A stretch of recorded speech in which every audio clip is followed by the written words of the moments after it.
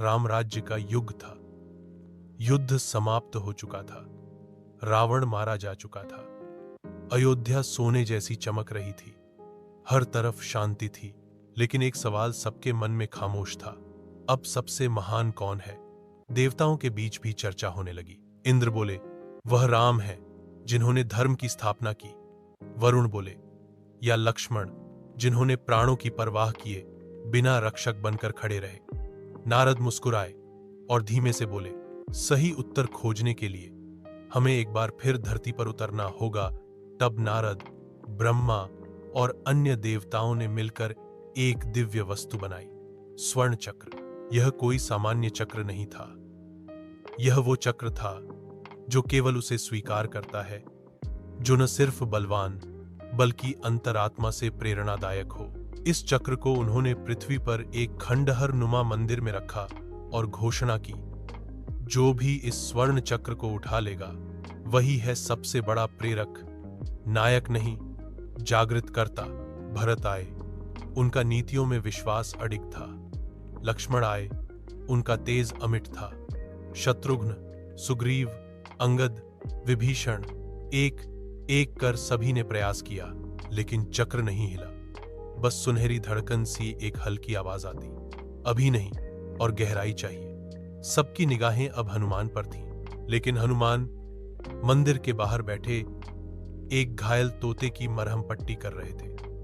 नारद मुस्कुराए, बोले, हे पवनसुत, यह अवसर तुम्हारे लिए है। तुम इस स्वर्ण चक्र के योग्य हो। हनुमान ने विनम्रता से कहा, यदि प्रेरणा किसी वस्तु से मिलती तो राम ने कभी धनुष नहीं उठाया होता, बल्कि सिर झुका दिया होता। नारद बोले, तो क्या तुम प्रयास भी नहीं करोगे? हनुमान बोले, अगर यह चक्र केवल सेवा, त्याग और प्रेरणा को पहचानता है तो यह खुद चलकर आएगा, अगर मैं योग्य हुआ। जैसे ही हनुमान ने अपनी आंखें बंद की और ध्यान में राम का नाम लिया, स्वर्ण चक्र अपने आप हवा में उठा। उसमें से प्रकाश की किरणें फूटने लगीं और एक स्वर गूंजा, न आसमान से, न पृथ्वी से, अंतरिक्ष से। प्रेरणा वह नहीं जो दूसरों को दिखाए कि तुम क्या कर सकते हो। प्रेरणा वह है जो दूसरों को सिखा दे कि वे क्या कर सकते हैं।